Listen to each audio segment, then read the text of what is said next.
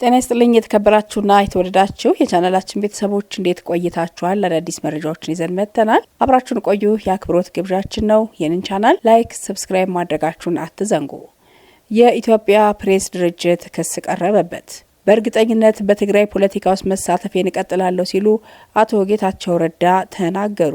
26 ፉርጋዎችን ጭኖ ሲጓዝ የነበረው ባቡር የመጨረሻው ፉርጎ ከጫናቸው 2 ኮንቴነሮች ላይ በአንዱ የእሳት ቃጠሎ ተከስቷል። የሞተር ዘይት የጫነው አንደኛው ኮንቴነር ሙሉ በሙሉ መውደሙ ተገልጿል። የጸጥታና የደህንነት ስጋቶች ሲከሰቱ ኔትወርክ መዝጋት ለዲጂታል ፋይናንስ እድገት እንቅፋት መሆኑ በጥናት ተመላከተ። እነዚህንና ሌሎችን መረጃዎች ይዘን መጥተናል። አብራችሁን ትቆዩ ስንጋብዛችሁ በአክብሮት ነው። በቀጥታ ወደ ዝርዝር መረጃዎቹ እንሻገራለን። በቀዳሚነት የምንመለከተው እንደሚታወቀው ብዙ ጊዜ እንግዲህ የኔትወርክ ችግር ያጋጥማል። ከዚህ ከኔትወርክ ችግር ጋር ተያይዞ በሞባይል እንዲሁም ደግሞ በተለያዩ ኢንተርኔት አገልግሎቶች ላይ ብቻ ሳይሆን በዲጂታል ግብይት ላይ ከፍተኛ ችግር እየፈጠረ መሆኑ በጥናት ተመላክቷልና ይህንን በቀዳሚነት እንመልከተው። የኢትዮጵያ መንግስት በተለያዩ ጊዜያት በአገሪቱ በድንበርና ማዕከላዊ አካባቢዎች በሚከሰቱ የጸጥታ አለመረጋጋቶችና የደህንነት ስጋቶች የዲጂታል ሀሰተኛ መረጃ ስርጭትን ለመግታት በሚል በተደጋጋሚ የሞባይል ኔትወርክን በጥቅሉ የመዝጋት ውሳኔዎች በመላው ሀገሪቱ ተመጣጣኝ የዲጂታል የፋይናንስ እድገት እንዳይኖር እንቅፋት መፍጠሩ ነው ጥናቱ ያመላከተው። ጥናቱ በአዲስ አበባ እንዲሁም እንደ ሶማሊያ ክልል ባሉ የድንበር አካባቢዎች ያለው የዲጂታል የፋይናንስን የማሳደግ ፍላጎትና እድገቶች አንጻር ሲታይ እንደ ትግራይ፣ አማራና ኦሮሚያ ክልል ያሉ በሰሜንና ማዕከላዊ የኢትዮጵያ ክፍሎች ከሚገኙ አካባቢዎች ጋር ተመጣጣኝ አለመሆኑ ጥናቱ አብራርቷል። የዲጂታል አስተዳደርና ደህንነት በምስራቅ አፍሪካ በሚል በመጋቢት ወር 2017 ዓ.ም በስምጥ ሸለቆ ኢንስቲትዩት ይፋ የተደረገው ጥናት በኢትዮጵያ በኬንያና ሶማሊያ ስላለው የዲጂታል አስተዳደር፣ የደህንነት፣ የፋይናንስ ምህዳርን በተመለከተ ጥልቅ ዳሰሳ በማድረግ ግኝቱን አስቀምጧል። እንደ ሪፖርተር ዘገባ ከሆነ ጥናቱ የኢትዮጵያ ዲጂታል አስተዳደርና ድንበር ተሻጋሪ የሆኑ የደህንነት ሁኔታዎችን በቃኘበት ክፍል ውስጥ ከቅርብ ዓመታት ወዲህ የዲጂታል ፋይናንስ ቴክኖሎጂ በተለይም በሞባይል ስልክ የሚደረጉ የገንዘብ እንቅስቃሴዎች በኢትዮጵያ እድገት ላይ ጉልህ ሚና መጫወታቸው ተጠቅሷል።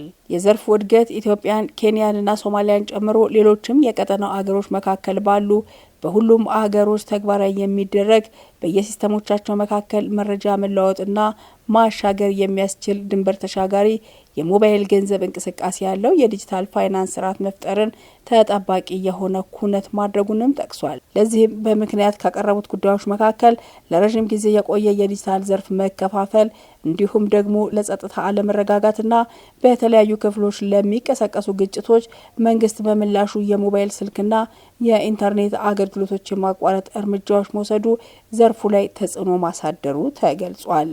ጥናቱ ግልጽ የሆነ ነገር የሞባይል ኔትወርክ መዝጋት የተለያዩ ማህበረሰቦች ስልክ እንዳይደውሉም ሆነ ኢንተርኔት እንዳይጠቀሙ ስለሚያደርግ በአጠቃላይ ሲታይ እጅግ ሰፊ የሆነ ተጽዕኖዎች በህብረተሰቡ ላይ ማሳደሩ ነው ብሏል። ወደ ቀጣዩ መረጃ ስንሻገር በትግራይ ጊዜያዊ አስተዳደርና በዶክተር ደብረጽዮን ገብረ ሚካኤል በሚመራው የህወሓት ክንፍ መካከል ያለው መጠዛጠዝ በነባሮቹ የፓርቲው አመራሮች የበላይነት የተቋጨ ይመስላል።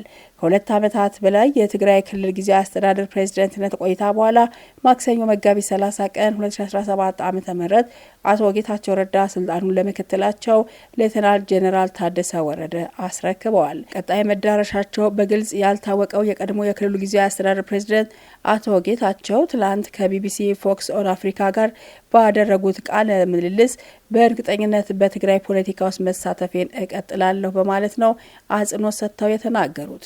በዚህ ቃለ መጠይቅ ከ2015 ጀምሮ ሲመሩት ስለነበረው ጊዜያዊ አስተዳደር ስላጋጠሙት ተግዳሮቶችም ተናግረዋል። ስለ አዲሱ ፕሬዝዳንት ሌተናል ጄኔራል ታደሰ ያላቸውን ግምገማ አጋርተዋል።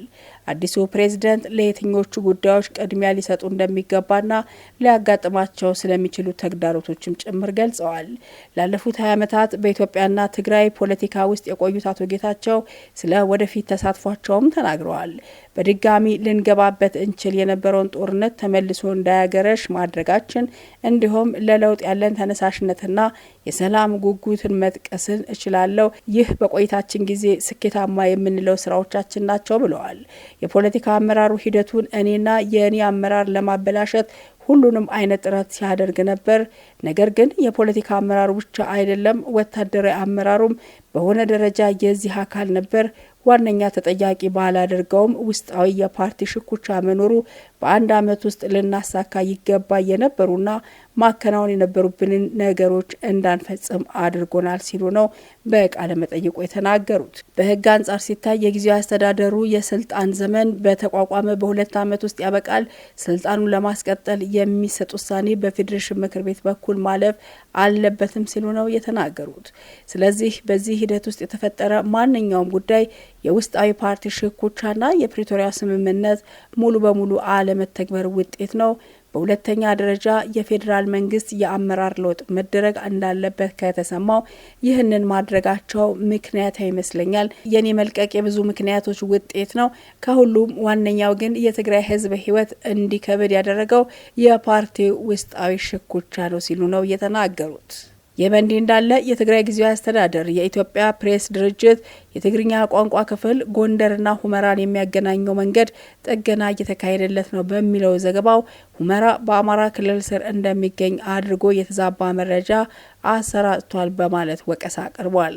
ጊዜያዊ አስተዳደሩ ዜናው ሆን ተብሎ የትግራይ ሉዓላዊ ግዛትን ለአማራ ክልል አሳልፎ የመስጠት ያለምና የህገ መንግስት ጥሰት የተፈጸመበት ነው በማለት ነው ክሱን ያቀረበው። የተቋሙ አዘጋገብ ተቀባይነት የሌለውና የፕሪቶሪያውን የግጭት ማቆም ስምምነት በቀጥታ የሚጻረር ነው ያለው ጊዜያዊ አስተዳደሩ ዘገባው በአስቸኳይ እንዲታረምና ስሜታዊና ተንኳሽ ያለውን ዘገባ በሰሩ አዘጋጆች ላይ እርምጃ እንዲወሰድም ጠይቋል። እንደ ዋዜማ ዘገባ ከሆነ ፌዴራል መንግስቱም ህገ መንግስታዊ ጥሰቶችን በሚፈጽሙ አካላት ላይ ህጋዊ እርምጃ እንዲወስድ ጊዜያዊ አስተዳደሩ አሳስቧል። በመጨረሻም ከጅቡቲ ወደ ሞጆ የባቡር ጣቢያ ኮንቴነሮችን ጭኖ ሲያቀና የነበረ ባቡር ላይ የኮንቴነር ቃጠሎ መከሰቱን ለማወቅ ተችሏል። በትላንትና ዕለት ስለተከሰተው ጉዳይ ማብራሪያ የሰጡት የኢትዮ ጅቡቲ የባቡር መንገድ አክሲዮን ማህበር የኮሙኒኬሽን ባለሙያ ወይዘሮ እስራኤል ወልደ መስቀል በቃጠሎ የሞተር ዘይት የጫነ ኮንቴነር ሙሉ በሙሉ መውደሙን ገልጸዋል። ወይዘሮ እስራኤል 7 ሰዓት ላይ 26 ፍርጎችን ጭኖ ሲጓዝ የነበረ ባቡር ለጊዜው ምንነቱ ባልታወቀ ምክንያት የመጨረሻው ፍርጎ ከጫናቸው 2 ኮንቴነሮች ላይ በአንዱ የእሳት ቃጠሎ ተከስቷል ነው ያሉት። ቃጠሎ ባጋጠመበት ወቅት ባቡሩ በሶማሌ ክልል ወደሚገኘው ቢኬ ባቡር ጣቢያ ገብቶ መቆሙንና እሳቱም 3 ሰዓት በፈጀ እርብርብ በጣቢያው ሰራተኞችና በአካባቢው ማህበረሰብ እንዲጠፋ መደረጉንም አክለዋል። እሳቱ በተነሳበት ወቅት የመጨረሻው ፍርጎ ከጫናቸው 2 ኮንቴነሮች ውስጥ አንዱ የጫነውን እቃ በማውጣት ከእሳቱ ማትረፍ ቢቻልም የሞተር ዘይት የጫነው አንደኛው ኮንቴነር ሙሉ በሙሉ ወድሟል ነው ያሉት። ለ3 ሰዓታት የቆየው እሳቱ በኮንቴነሩ ላይ ካደረሰው ጉዳት በተጨማሪ በቃጠሎ ወቅት ኮንቴነሩ በመቅለጡ የባቡር መስመሩና የኤሌክትሪክ መስመሩ ላይ ጉዳት መድረሱን ለቲክቫህ ተናግረዋል። ክቡራትና ክቡራን የቻናላችን ቤተሰቦች አብራችሁን ስለነበራችሁ እናመሰግናለን። ይህንን ቻናል ላይክ፣ ሰብስክራይብ ማድረጋችሁን አትዘንጉ። በያላችሁበት ቸር ይቆየን። መልካም ጊዜ ይሁንላችሁ።